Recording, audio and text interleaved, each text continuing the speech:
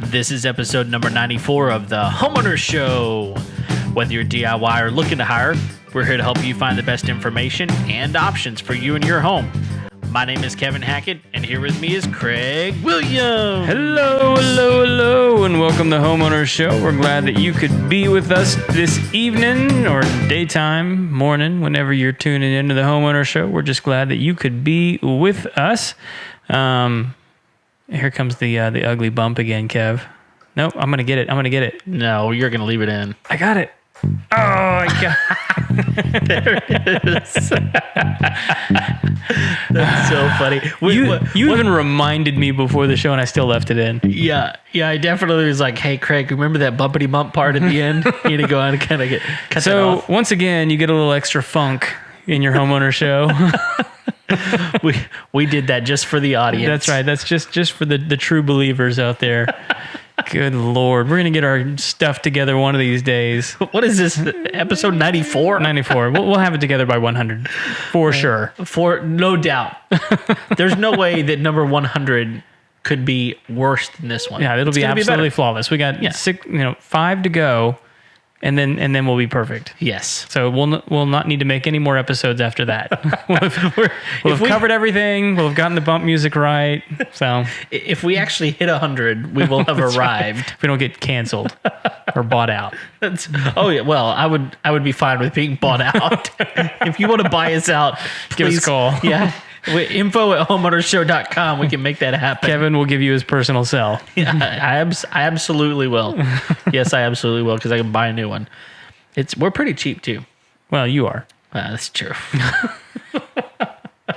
How you doing, man? You can't set me up like that. I'm going to. Okay. And at least until episode 100. Well, I just know that I'm gonna get fired on. So sure, I'll take it. Just might as well let it be of your own accord. Yeah, I'm fine with that. All right.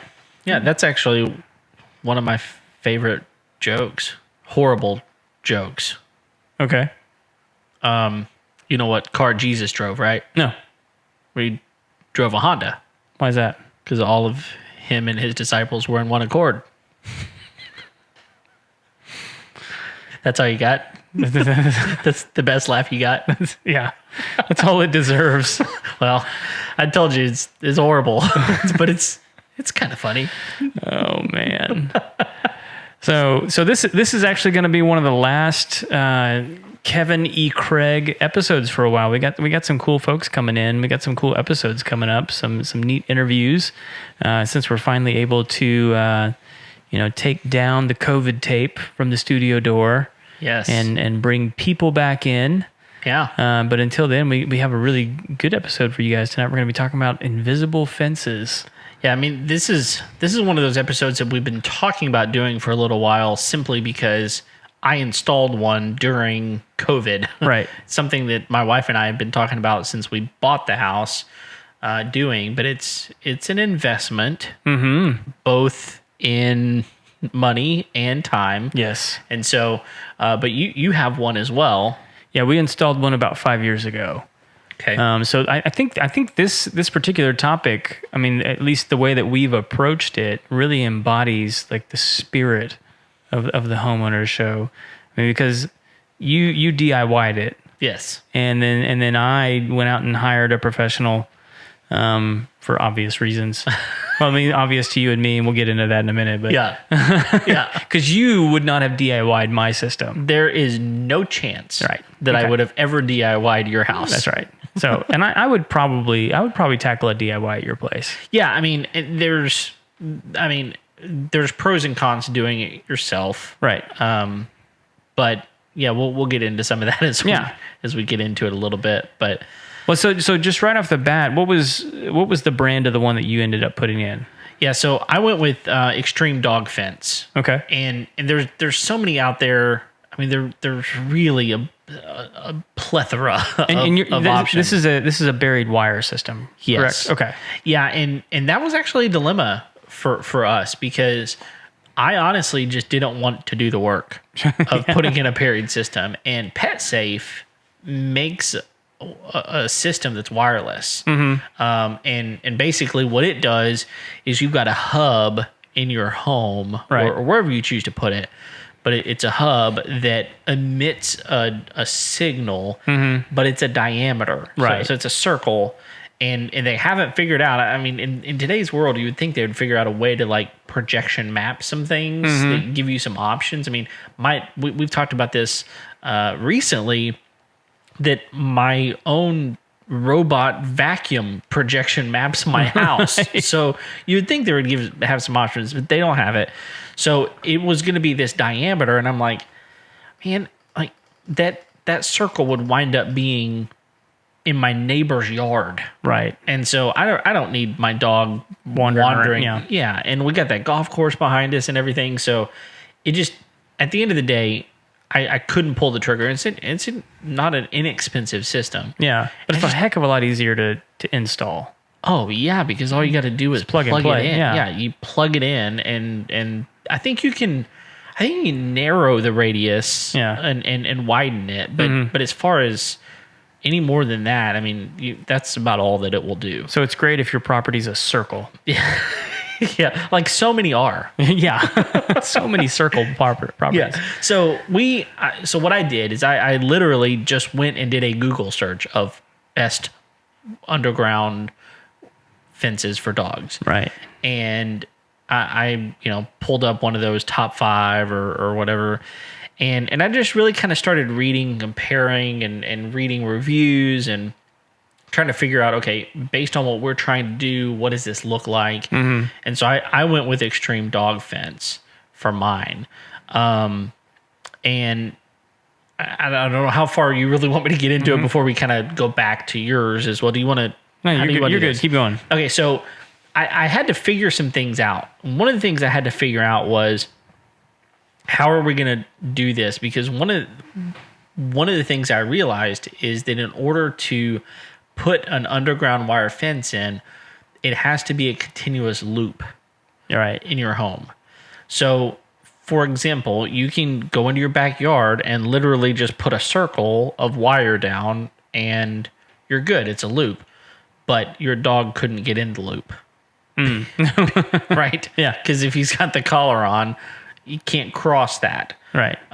So you've got to find a way to either go all the way around your house, which a lot of people will do, or you can double the wire in the back. So you can you can make basically a horseshoe shape in your backyard, for example. But that in and of itself creates a problem, because one of the things you have to understand about these underground wire fences is that if the wire is too close to itself, it cancels the signal. Okay. So they have to be a minimum of 4 feet. The wire has to be a minimum of 4 feet away from itself so that it doesn't cancel its own signal. So there's a couple of things you have to keep in mind. Number one, you can't square any places off. You can't have any 90-degree turn angles in your wire, because if you do, then what winds up happening is in that corner, the signal goes away because it's too close to itself. Okay, because of the angle. Because of the angle. So you have to round all the corners. So what you would basically do is you could make a horseshoe, but then you got to make another horseshoe inside or outside of that one with the wire. So you're using the same amount of wire twice, and you're creating a 4-foot barrier that some yards just don't have the capacity for. Sure. You're severely limiting the size of your backyard at that point. So one of the options that I saw was that you can take it like up a gutter on your house. You can bring it up to your house, go up the gutter and around, up underneath the gutter, because the way these things work is they emit a signal that you determine with the wire. The higher the signal, the more signal it sends out on either side of that wire, and that's a radius as well. So it's on either side of the wire. It's also up and down. Okay. Below ground and above ground. So let's say you've got a 5-foot diameter on that thing. If you go up over your house, theoretically, your dog could walk out the door and not be shocked. Right. So I called in. I was talking to one of their professionals, one of their customer service professionals, and she said, I would highly discourage you from doing that. And I said, well, it actually says that we can do this on your website. Mm-hmm. And she said, well, yes, technically you can do it. But I've found so many people have had a problem with the signal and with their dogs having issues with it. I just don't advise it, because if you install it and you hate it, you're going to call us and be frustrated. So I'm going to tell you, don't do it. So my issue was I didn't want my dog running all the way around my house. Right. I could make a big loop all the way around my house, but then she's in the front yard, she's in the backyard. If I go out looking for her, where is she?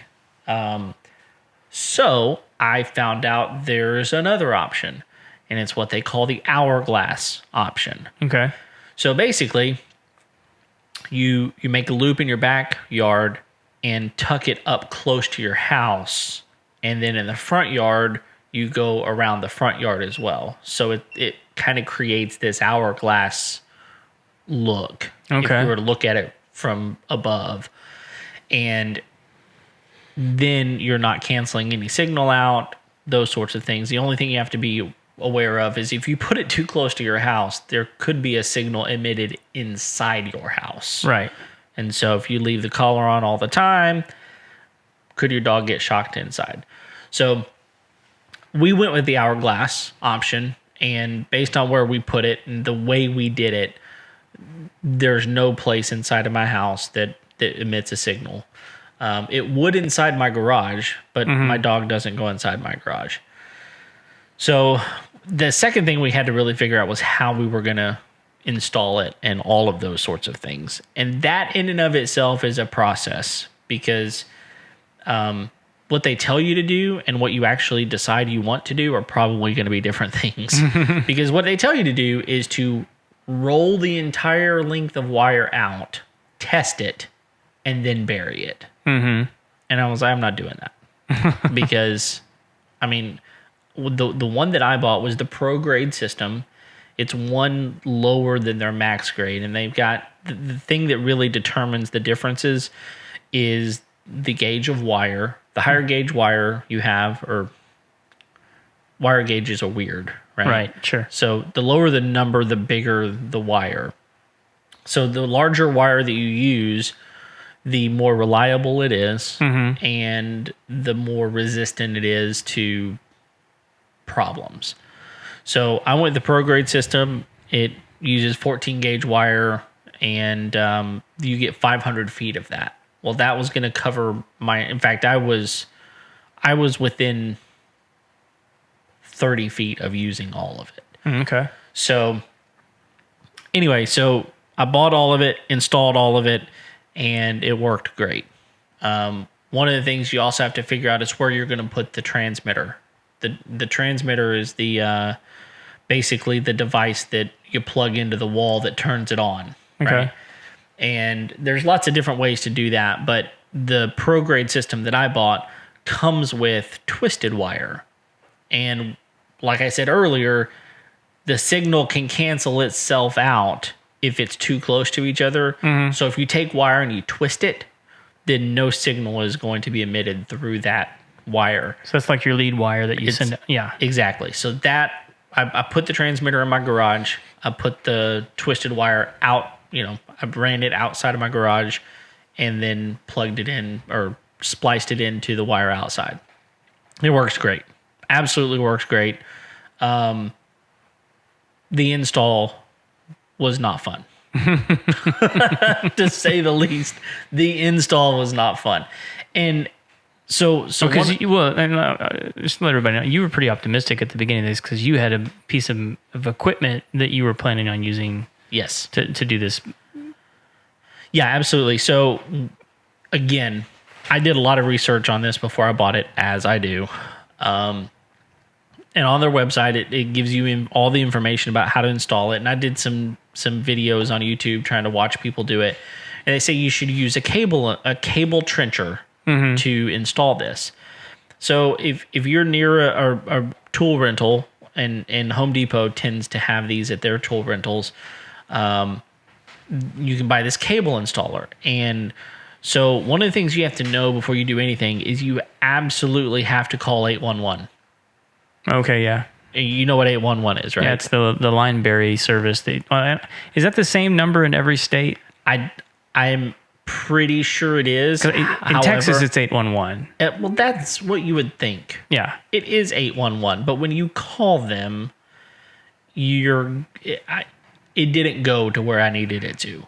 Oh, really? I had to actually go online and find a different number and then call a different number. It was an 800 number, but I had to call it. The 811 did not go where I wanted it to.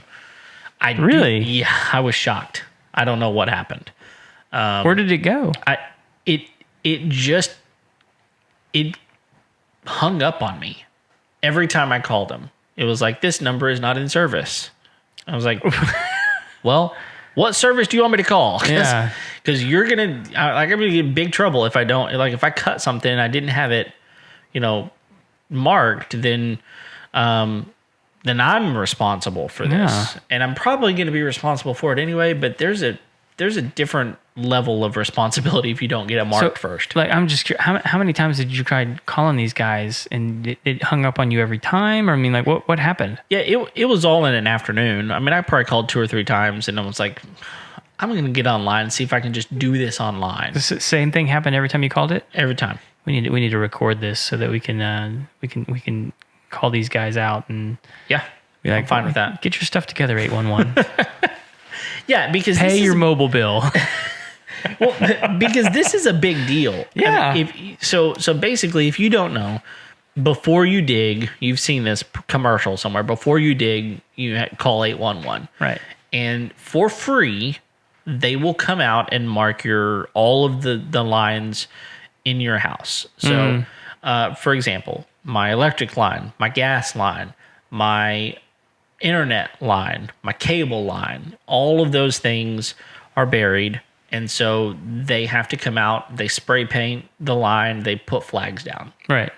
So one of the things that I found out though, and this was just kind of learning, is most electric and gas lines are buried 24 inches down, which is significant. Sure. My internet was buried.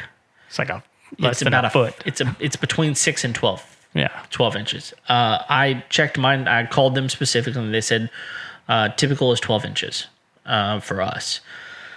So you kind of have to know that because the underground fence that you're putting in, they only recommend 3.5 inches. Right. Is all you have to put it down. So I was fairly confident that even though I had everything marked, that I was not going to hit anything, and I didn't.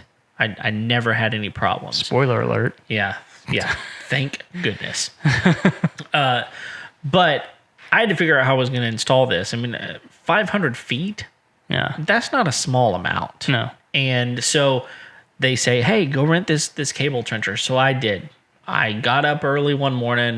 It was a Saturday, so I wanted to go ahead and get there early. It was during COVID, and so, there's all these crazy social distancing rules and lines and wait 6 feet from the person in front of you, all of that kind of stuff. And I get there and I said, hey, I want to rent the cable trencher. And he looked at me and he said, why? And I said, because I'm going to use it. He said, what are you going to use it for? I said, I'm going to install an electric dog fence. He said, you don't want to do that. This is a guy at Home Depot. Yeah. Trying to rent things. And I said, well, why not? And he said, well, I'll just be honest with you. 9 out of 10 people that rent this thing bring it back more frustrated than whenever they got here. And I said, I'm not frustrated at all right now. Like, how frustrated are these people when they show up the first time? I don't understand. And he said, I don't know if ours is just old or what, but it doesn't work. I said, it doesn't work? What do you mean it doesn't work? He said, do you have any roots in your house? I said, you mean around my house? He said, yeah, do you have roots around your house? I said, sure. I got trees. He said, well, if you have any roots, you're going to have problems. This thing it's just frustrating. You're going to be frustrated. He talked me out of He's like, no, you can. We have a landscape trencher. If you want that, it'll dig you. I think he said like a 3 or 4 inch wide trench. I don't need a 3 or 4 inch wide trench. I mean, these cable installers, they're amazing. Yeah. If they work right, because what you do is you take your spool of wire and you put it on a little stem, and you run that wire down a loophole at near the ground, stake it into the ground, and run that through the little eye hole in the system, and you pull that thing backwards. Turn it on, start it, pull it backwards, and it will dig the trench, bury the line, and backfill the trench all in one motion. Yeah. So he's telling me, he's like, this thing, you're not going to be happy with it. And I said, well, okay, I'll just go home and break my back. Exactly.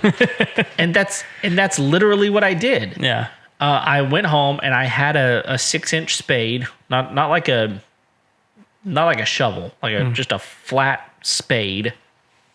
And I went went out there, stepped on the spade, dug it in the ground, and I wiggled it back and forth to create a little bit of trench. And I went to the next place, and my wife was going along behind me on her hands and knees, burying the cable with her fingers and like the end of a spoon, like jabbing it down into the ground. And it was hard. Yeah. I mean, it was a lot of work. It was warm outside. And it took a really, really long time. Yeah. And there were some roots that I had to like get around. And so I literally was out there with my chainsaw a couple of times, like chainsawing a root because I didn't know how else I was going to get past it, Yeah. And so we installed the whole thing. We did it in a day, but it took all day to do. Now, here's what's frustrating. Yesterday, we have some neighbors that moved in a couple of months ago across the street. They were doing all this landscaping, bringing in big rocks and sod, and it was a huge. I mean, they probably spent $10,000 and they did all the work themselves. Jeez, that's a bunch of material. That's a bunch of material. And I look out there yesterday, and the dude has a cable trencher, and he's got wire on the ground. So I just walk over there. I'm like, hey man, like, tell me about this cable. Where'd you rent this from?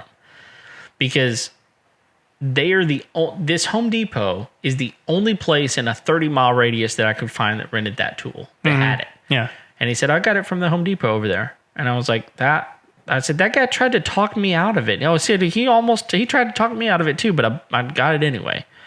And I said, well, okay, well, how's it working? He said, it's awesome. I did this whole thing in 30 minutes. I said, what the? What? 30 minutes? And he was like, yeah, I mean, he said, no, it'll gum up a little bit here and there because some of our our ground is wet. But he said, no, I'm not using it to bury the cable. I'm just using it to dig the trench. And I was like, I would have loved that. Yeah. That's the hardest part. I mean, I can get down on my hands and knees if I have to. And I can put wire in the ground. Yeah. Exactly. So just so you know, go rent the tool. And do not let the guy at Home Depot try to con you out of not getting it. He just doesn't want another surly, red-headed dude coming in and yelling at him. I don't know what he wants. I mean, if I was his manager, I'd be like, hey, you're out. Just sell the tool. Just rent the tool. And he told me, he was like, I'll rent it to you. I'm just telling you that you're probably going to bring it back and not very happy. Yeah. And I was like, and at the time, honestly, I felt like, oh, this is a good decision. I don't want to spend the $65, $70 to rent it and then get frustrated with it and waste my day. I saved some money. At the end of the day, it got done. I felt accomplished, Well, I mean, let's run those numbers real quick. What would it cost you to rent that tool? It was about $65 for the whole day? For a half day. So $130 for the whole day. If you'd had any trouble, you probably would have needed it for the whole day. So let's just assume $130.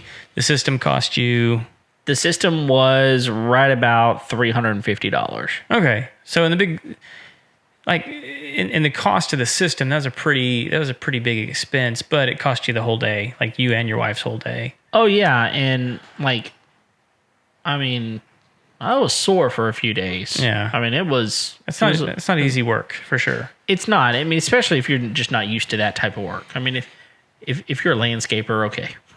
But most of us aren't landscapers. Sure. If we're a construction worker, maybe. Most of us aren't.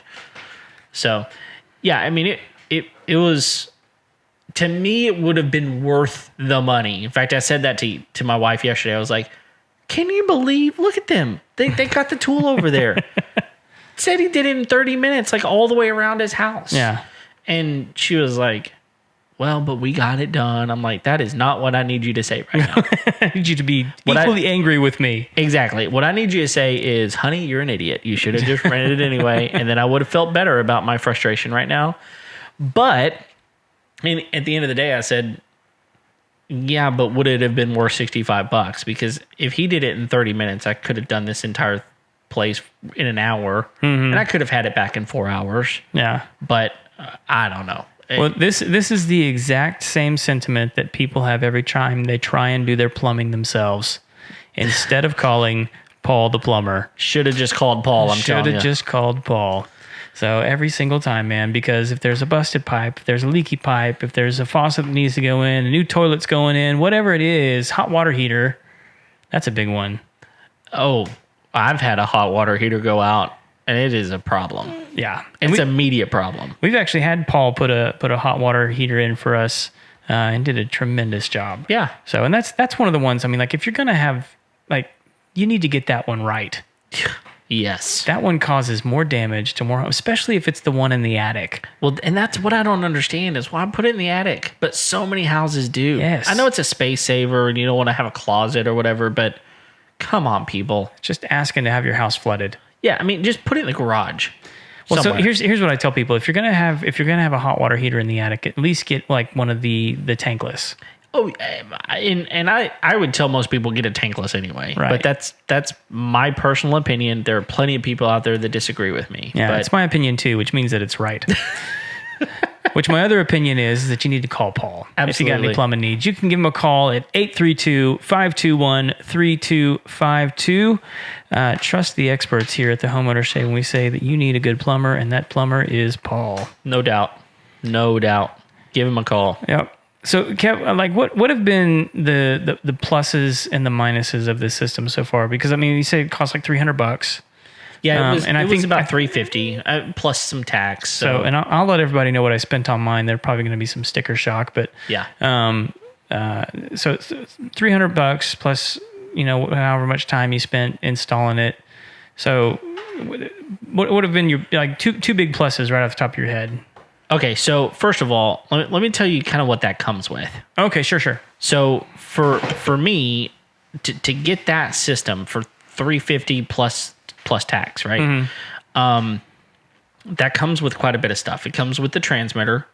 It comes with a waterproof collar. Okay. And it comes with two different probe sizes. So if you've got, bigger dog or a thicker real hairy dog, it comes with 500 foot of wire.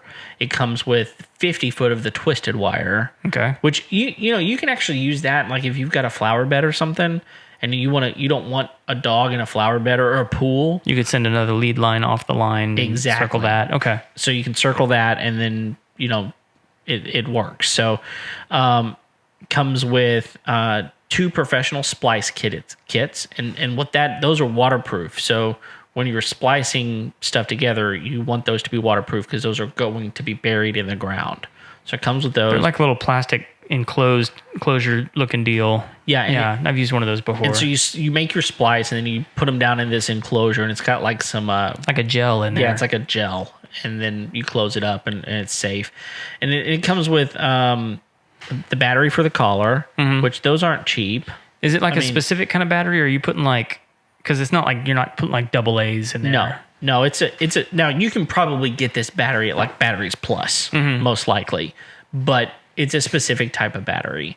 So it comes with the battery. It Is also it specific to the brand, or is it just No. a specific battery? It's a specific battery. Okay. It's probably something you can get at a battery store. I got you. And then it comes with 10 landscape staples. So if you're putting it in certain places, you need some like long stakes, basically. It comes with those. And then it comes with 50 flags.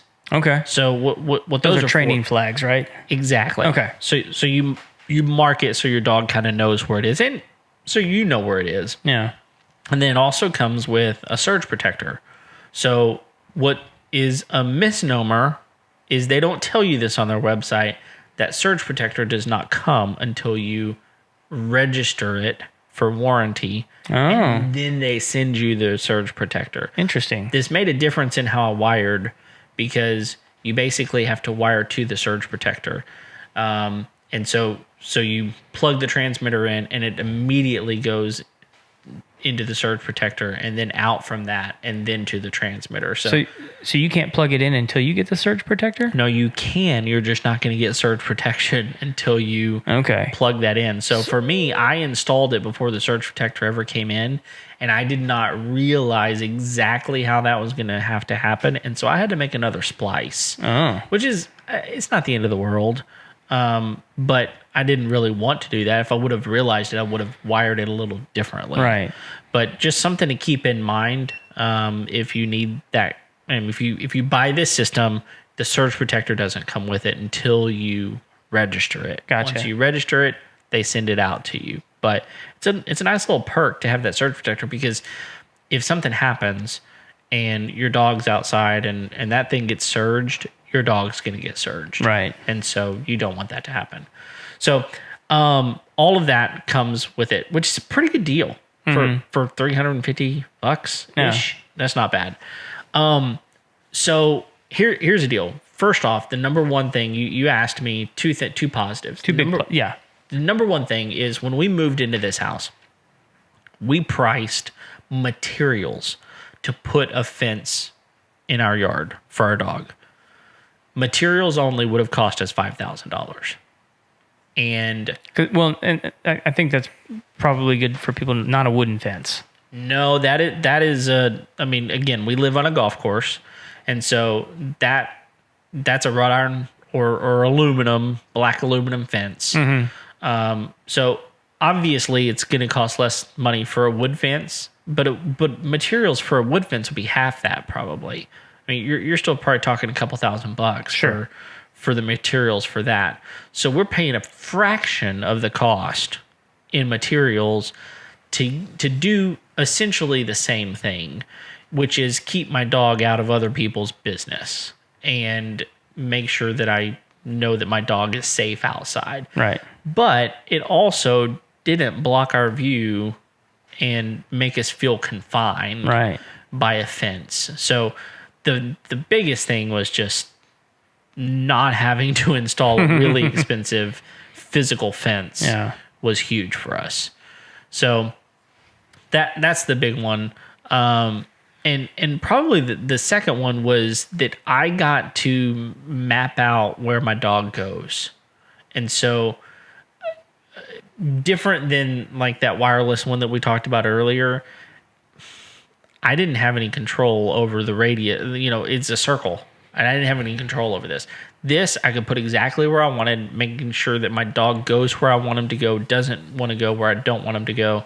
So if I had a pool, which I don't, I could put a fence around that thing without putting a physical fence, and my dog would not be able to get in it. So for me, it just creates a lot of opportunity to customize where your dog can go without that physical fence. Yeah. There for sure.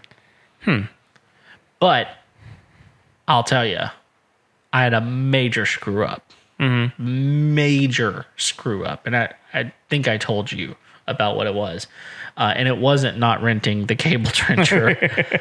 The major screw up was, this thing is not the easiest to program. Okay. And I don't know if they're all this way. Oh, I do remember you telling me about this now. Yeah. I don't know if they're all this way. And I'm guessing they probably are not. But it's a very rudimentary transmitter. And in fact, whenever I called, I was doing warranty, I told them what I did, and they were like, we've told them that they need to make that more user friendly, and they won't do it. So it's a problem they recognize, but they haven't fixed it. And so there's a two-step process. One is you set the transmission amount. So there's a certain amount of surge that your dog will get based on the level that you tell it to give it. So training your dog, this specific one gives you the option of starting at a level 0, which is just a tone. So it's a beep. So if your dog gets near the fence, it beeps. So there's no surge at all at that point. So they're not getting any transmission through their collar other than a beep. Right. For training purposes. And then it's got a level 7. And really what's interesting is about this one is level 6 and level 7 are progressive. So the closer they get to the fence on level 6 and 7, the more shock they get. And so there's another parameter, which is the radius of that transmission. So you can set this one anywhere from 1 foot to 32 feet, I believe. So I'm think about that. That's 10 yards. Yeah. And that's on either side of that wire. Well, you're going to have a pretty big dog to go through 20 yards worth of shock, right? So I looked at it, and it looked as if I had it set on a 5 foot on either side, which is what I want, and that I had it on a level 0 for beep. And so on the screen, it showed a 0 and a 5, which is 0 for the beep, 5 for the distance that surge, that electrical surge would go. So there's a whole nother process that you have to do, which is you have to hold the collar up to it and basically pair it to that transmitter. I didn't understand that. I also didn't understand that 0.5 that I was seeing was actually the level.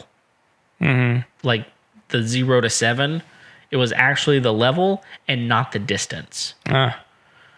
So here's what I did.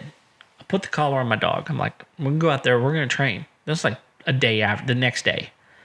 So I know I've got the flag set out. I'm going to take her out there and just kind of hear the beep. And it explains really, really well how to train your dog. So you go out there, you hear the beep, and you run to the middle of your yard and you just praise them like crazy.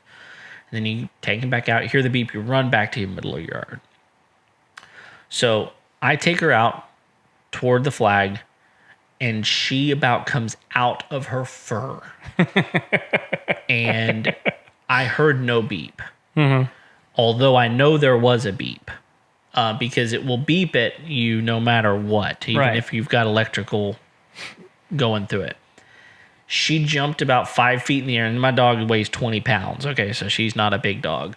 Jumps about 5 feet in the air, yelps like crazy, and was yanking me back to the front door. And I was like, you stupid dog, it's just a beep. Like, what is going on? So I take her back because I'm like, what's going on? Same thing.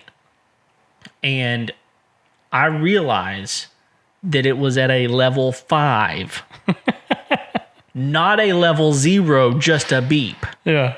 So I shocked her with a level 5, which would probably send you and me through a window. Yeah. And she didn't come out of her kennel for a day. She peed in her kennel for the first time in her life. Never in her life had she peed in her kennel. She would not go outside. Yeah. And she was scared to death. And we had to make the decision that we would not take her. Like we took the collar off of her, and it was 3 weeks before we took her back out with a collar on. Jeez. Because I couldn't do it. I mean, she would literally walk. She would go out to the front porch and she would lay down. and she would not leave the front porch. And so I was like, we've got a problem. And even today, it's been, how long have I had that in? A month? Yeah. Maybe longer. And I still have not turned it above a beep. Now, they really want you to have it on the lowest setting possible with an electrical current going through it. Right. So they want you to, if you can put it on level 1, that's where they want you to put it, because it doesn't hurt the dog. None of them really hurt the dog. But, you know, the lowest amount of correction that you can give them is optimal. But she hears that beep and she runs back. I mean, it doesn't take much, and she's slowly going, like, getting over it. Yeah. But it's taking a while. She is not liking what's happening. So we're still dealing with this. So my biggest con is that it is, you have to thoroughly understand your transmitter, and if you don't fully understand it, call their customer service and they will walk you through it. And it is worth doing that, because it was not real clear how to figure that out. And I really I damaged my dog. I really damaged my dog. Dog needs a therapist now. There's no doubt. Yeah. So, well, let's talk about yours for a minute. Like, so yours is a similar. It's got a similar function. In fact, whenever we first moved here, my dog lived with you for a while, my Australian Shepherd, and you happened to have an extra collar. And yeah, we did. So, I mean, he existed on the system quite well. I mean, like, and, you know, smarter dogs figure it out a little bit quicker. And, I mean, he was, you know, he really picked it up just because he was watching the other dog. Right. And we still had the flags up. So ours is a little bit, so we actually hired invisible fence. And I'll be as frank as possible with this. Like we absolutely love the system, and we spent I want to say it was like $3,400 to have it installed. Now, to be fair, we covered 6 acres. Yeah. Now, that's one of the things you have to know about some of these. Not all of them will Cover that much area. That's right. Right. The one that I bought will cover 10 acres. Okay. And then I think the one above it will cover like 500 or something. Oh, wow. Like it'll do an amazing amount. But you really have to pay attention to how much space you need to cover. Yeah. Yeah. And so, like, we've been, I mean, like, as far as like the functionality of the system, it's been great. And some of the add-ons that we've never taken advantage of with the system.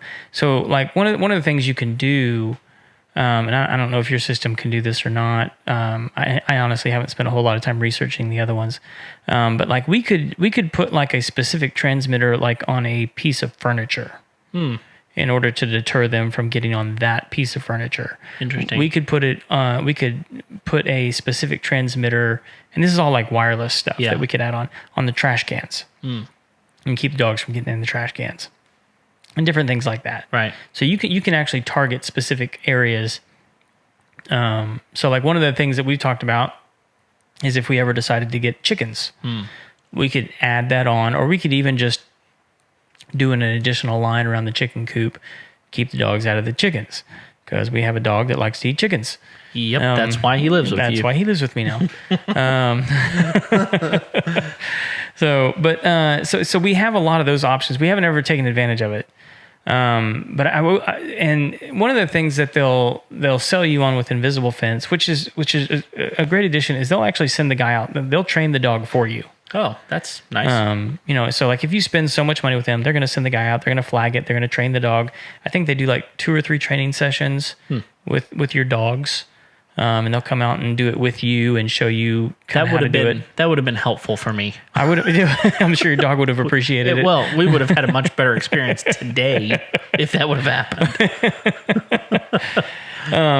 But and then obviously the install. I mean, like the guy that came out and installed it, he did it in a day, which was impressive, and he did not have a trencher. Really? Yeah. No, I mean, he had like some specific tools he was using, and he had a cutter because he actually went underneath our driveway. Which was a booger. Yeah, I mean, again, you have to make a loop with this thing, and so you have 2 options. You can either dig a use a cutter and go through the driveway, or you can go under if you have the right deal for us. For us, we our driveway has a natural break in it. That, an expansion joint. Expansion joint, and we just put it down that. Yeah, is what we did. So he put all that in. The other thing that was really good is our neighbor had already put one on his property. And so our guy was able to come out and measure exactly how far away it needed to be. That was not something I ever had to worry about. And then the system itself was warranted for like a year. Okay. So all of that really, really good stuff. Yeah. I mean, it worked properly. It came with 2 collars. You can actually, I think with our system, if I understood you right, you adjust the intensity at the unit. On ours, you adjust the intensity on the collar. Oh, okay. And so you can set different intensities for different dogs, different collars, different dogs. Okay. Is yours just kind of a monolith of settings? Yeah. So you make the adjustment at the transmitter, and whatever collar is on that transmitter is they're all the same. Okay. So I don't remember how many you can put on a system. I think I can put like 5 on a system, something like that. But they're all going to be the same setting. Okay. You can't change it per collar. Yeah. So for us, it's basically, and the collars on ours are expensive. I mean, they're like $200. Yeah. I mean, obviously these aren't quite that, but they look very similar to your collars. But the ones you have are obviously a lot more high tech, and there's way more options. We don't have any of those options you were talking about. Okay. This one is the one you're talking about is definitely a next level system. It may be. I don't know. I just didn't know how all that. I just know how ours works. Sure. So from what I understand, we can just keep adding collars and collars and collars. We've had 3 on this one so far. That's good. And as far as I know, they've all worked fine. Yeah. So those have all been pluses. The downside is after about a year, we've probably spent anywhere from $300 to $600 maintaining this thing annually. We have constant line breaks in our system. Finding a break in a line. And this is where it gets a little tricky, right? It's like once you've buried that line, unless you can actually find where the ground has been dug up or something's happened, you don't know where that break is. And so they have specific pieces of equipment that they can actually bring out and locate that break in the line really, really quick. But like every time they come, it's like $150. Wow. And so like they've even like, I've been such a good customer over the years. They've just been giving me the parts and pieces to fix it, but it's like I don't know how to find the brakes, guys. Yeah. I mean, I genuinely don't have the time to sit and like walk the whole property line and try and figure, is that one? Is that one? Is that I don't know. Yeah. So does your collar emit a sound as well? Yes. So I mean, you would literally have to walk it. And hold it, right? I mean, all you would know, and that's the thing, is you don't breaking it on this system doesn't. Basically, if there's a break, you're not going to be able to hear it's not going to beep anywhere. Oh, so if there's a break, it's just off. Then it's completely off. Right. Okay. And so. And we always, the good news is we know it's broken because the home base unit or the hub will tell you. It has an indication sound that it plays and lets you know. It's like, that's the worst sound in the world because when you hear it, it's like, well, there went $150 at least. So it's not necessarily the sound is completely unpleasant, which I'm sure it is. Yeah. But it's like it has a Pavlovian response to my wallet. So. Yeah, it's and so like we've just sort of learned like we're gonna have at least 1 or 2 breaks a year. It's just gonna happen. They're gonna have to come out and fix it. And they do a great job coming and fixing it. It's just like, good grief, come on. Yeah. Just 1 year. Yeah. But it's been pretty consistent, and I don't think I'm not trying to say anything is bad about what they used or anything like that. I think it's just sort of the way it is. I mean, Well, it's stuff over. happens. Well, especially it's, you know, I think a lot of these systems were really designed to be in neighborhoods, Yeah. and not necessarily on a big piece of property like what we're operating off of. Well, and how deep that thing is buried makes a big difference too. Sure. I mean, if it's buried 6 inches, the likelihood of it breaking is less than if it's 3 inches. You know. But yeah. And if for mine, we're roughly 3 inches, and I mean, it might not take much for something to dig that up, or a squirrel could potentially do that. Yeah, You know? and I mean, like for us, we've had like a horse step on it. Yep. When it's been muddy or Yep. whatever. And to their credit, one time we actually had a situation where somehow the lines got moved a little bit too much, and we were actually getting interference from our neighbors. And they're like, "Hey, we installed it. We'll fix it." And so they went through and fixed all of it for us. But we've had some other issues with it, like the backup battery went out, and rather than replace it, we just bypassed it. And they kind of walked us through how to do that, because the backup battery is really expensive, and Yeah. we weren't looking to spend that much money at that time, and you don't really need it unless the power goes out. Yeah, and that is one of the things that I was going to say. If your power goes out, don't let your dog outside. Don't let your dog out. I mean, that's the only Yeah. other option, really. But like honestly, like ours, I mean, they've been on it for so long now. They don't. I mean, even if the power goes out, they just sort of know their perimeter. Yeah, no, So- that's one of the things that is beautiful about it is you do. I mean, they learn what they can do. My dog, even now, she knows that if she goes a certain distance, then I mean, she kind of stays close to the house. And, Yeah. and I really want her to venture out a little bit, but it's going to take some time. She's going to have to learn. Yeah. And so all that to say, I mean, would I spend the $3,000 again every time? Yeah, Every yeah, time. absolutely. One, just because, I mean, like there's no way I could have done that in a day. No, not 6 acres. No.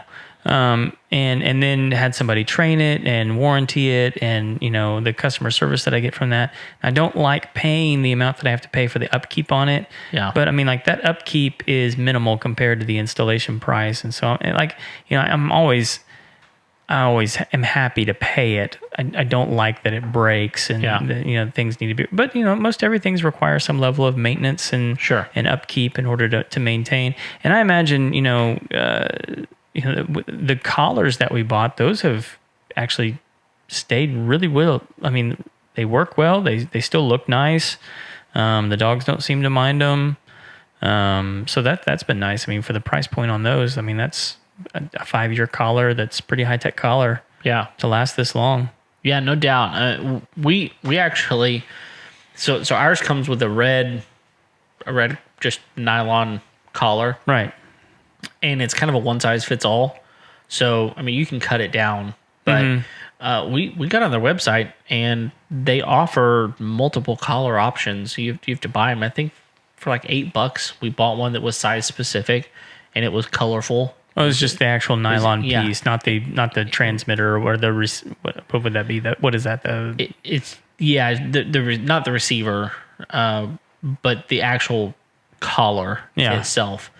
And so we bought a different collar just because. well, yeah, the red was, I mean, we have a female dog, so we wanted, my kids specifically were like, she needs pink or purple. I'm like, okay, well, we can do that. So, there's going to be pluses and minuses of all of these things. And really, you have to figure out, okay, what kind of house do I have? Yeah. What kind of property am I trying to secure here? And know that, there's a lot of things that can go into this. And one of the things that mine offers that that's nice is you have different frequencies that you can put it on. So if your neighbor has one, you can just change it to a different frequency, and you don't have to worry about it being too close to theirs. But that being said, I mean, if you have a bigger property, you need some of the add-ons like you were talking about. I mean, you kind of got to know what you're up against. Yeah. For sure. Yeah. And then you don't really know a lot of times until you get that system in place. And so it's nice to have some other additional options. Thankfully we don't have a lot of, dumpster pandas for dogs. Right. And so we've never really had to worry about that too much. And they're all pretty, our dogs really don't come inside all that much. Yeah. I mean, they're working dogs. So I mean, like they kind of hang out outside and do their thing. Yeah. So, but like even when they do come inside occasionally, like they don't really care about getting on the furniture. They've got their beds. Right. They do their own thing. Yeah. So they're just happy to be inside. Yeah. So just before the show went up, we actually put a question out. You did. On Facebook, basically asking, do you think that an invisible fence, or that's the brand of yours, but they're all kind of invisible fences. Yeah. An electric fence like this, a buried electric fence, do you believe that it adds any value to your home? And I know at the time we only had one response. Maybe we've got more at the moment, but this one person said no, she doesn't believe. She does own one. She does own an invisible fence, and she didn't believe that it enhances the value. Mm-hmm. Do you have that pulled up? Yeah, I was gonna say it's Lindsay, and I'm gonna try this last name. Okay, it's Obernewfomen. that's not right. Is it not right? I don't know, but you probably screwed that up. Okay. Sorry, Lindsay. Let us know, Lindsay. We're glad that you left us a comment. So what was her comment specifically? It was basically no, that Yeah. it doesn't add value because one, not everyone owns a pet, and then two, the people that do own a pet, it's specifically just to keep things out, and it's for dogs. For them, it's been really valuable, but she doesn't think that it would be something that not across the board would it add value to the home. And also we had our friend Lisa chime in, and she said, really just if they have a dog. Yeah. And I will tell folks, I mean, like with the invisible fence, they make it for cats too, which is great for someone like me who would never have an indoor cat anyway. Same. So We're dog people. if I'm going to have a cat, it's going to be outside. I don't necessarily care if it wanders off because I'm going to have a cat if it's going to be fixed. Yeah. The only, utility I have in a cat is for catching mice and rats. That's right. So, And they're pretty and the occasional tussle with a raccoon. Yeah. So they will fight raccoons like crazy. Oh, yeah. And they win They do win, most of the time. which is crazy because raccoons are nasty. And they're big. A lot of times they're bigger than the cats. Yeah. So it's crazy. Well, so I was actually a little bit shocked by those responses, I was too. but I'm a dog person. Sure. So I'll tell you, we looked at a home before we bought the one we had, that we have, and they had an invisible fence. And I remember us talking like, that's great. We wouldn't have to do that. It's already done. We don't have to. Yeah. It's one less thing that we have to do. And I could refute their comment and say, well, my other alternative is to put a fence up. Well, which was like $5,000. $5,000. And there are some people, if you're going to buy a house on a golf course, like I've got, you don't want a fence. Right. You want to be able to, see, even though it's a wrought iron fence, you don't want that barrier in your backyard. A lot of people don't want that. So, again, there's going to be opinions on this. And here's what I would say.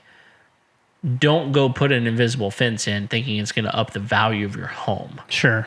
I had a pretty relatively low investment cost, less than $400, and I've got an invisible fence. Does it add value to my home at that point? Probably. I mean, for $400, it's not hurting anything. You spend almost $3,500, so it's a much different investment. And would you get that back? Who knows? Well, I like with us, I would be hard pressed to believe that someone would buy the property I'm on right now and not be interested in having a dog. I'm with you on that. Most people on multiple acres need a dog. I'm sure they're out there, but if it were me, and most of my property is barbed wire. Right. So I mean, like, it's not preventing a dog from going anywhere, and trust me, it's not preventing dogs from coming in because they cross my property all the time. Right. And not without being aggressively shooed. Let's put it that way. So not intelligent animals, because we have repeat offenders. Yes. But anyway, it's not going to keep them from going anywhere. Right. And so, like, if I bought this property and like someone were to say like, hey, if you got dogs, the whole property's covered. That's a huge plus for me. Absolutely. I'm not having to put in like an expensive kennel. I'm not having to put in like an extra small, which was the previous owner's solution on this place, was to just put in a really crappy chain link fence in an area to contain the dogs. I don't, Craig, Which I just hate. I find it hard to believe that the previous owner did something crappy to your house. That seems like at the high end of what he would, his accomplishment. Sounds to me like he really went all out. I was showing Kevin some pictures of the house, like right after I got a hold of it. And I was showing him like specifically of the studio, some stuff. Gosh. And like it's pretty incredible the transformation that's occurred around here. It was incredible, and I was incredulous. I was like, "You've got to be kidding me!" Because you'd never seen it. I'd never seen it. No, it was pretty insane. Yeah. Well, to your point, I find it hard to believe that someone would look at a home that had an underground fence and went, "That's completely useless to me." Sure. I mean, maybe they would say, "I would never use that" or anything, but I mean, it's one of those things where you go, "Oh, well, that's an option." It's something, something that if I ever chose to get a dog, I would not have to worry about. Yeah. Maybe a good way to think about this is it's sort of like a bidet. Okay. Would you ever install one? Probably not. Yeah. But if it was there, you'd be like, "Isn't that interesting?" Yeah. That's more than what I was expecting. Yeah, I was going. I would think, "Ooh, that's different." Yeah. Which, all the bidet people were laughing at the toilet paper hoarders. Oh, yeah. So, that was funny. We saw y'all coming a mile away. Yeah. Yeah. And they're going, "Okay, who's laughing now?" That's right. Yeah, exactly. We actually need to look into like bidet sales for COVID. I bet you there would be a high correlation. I bet you're right. And by the way, we would test drive a bidet. A bidet? If someone out there, wants us to review one, send it to us. We'll have Paul put it in. Yeah. I mean, he could definitely do it. Now, we're going to test it at the same time. Yeah. I'll let you test it, and then I'll test it sometime. That's probably a good place later. to start our research. Paul, how many people called you to put in a bidet? Yeah. It's like Paul's never needed to stock bidets, and recently he could have made a fortune. Right. Oh man, we are off the rails, people. Well, we are off the rails. Where would we be if we didn't go off the rails? That's a good point. It would not be the Homeowner Show. We wouldn't. No, absolutely not. You got to be you, Kev. I try my best. All right. So, anything else about all these electrical fences and high tech doodads and gadgets? No, I mean, we could talk for a while about other things that I've, we could talk really specifics and those types of things. I would say this: do your research and find what's best for you. And Craig and I have some, experience with this. So if you have any questions, send us an email, info@homeownershow.com. Go to our Facebook page, leave us a message, Instagram, send us a message there as well.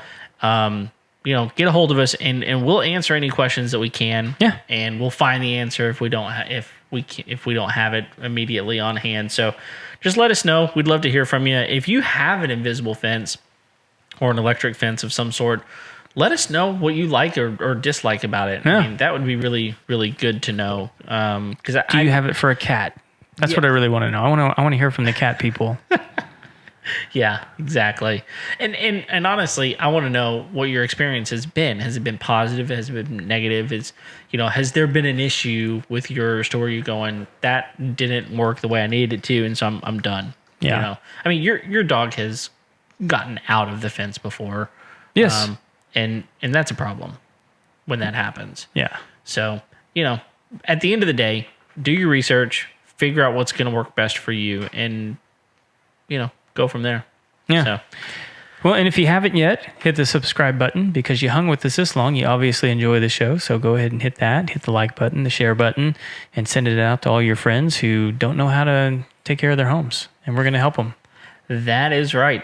Well, thanks for downloading this show, for supporting us in all the ways that you do. and we'll be here every Tuesday. Till then, we'll see you next time. See ya.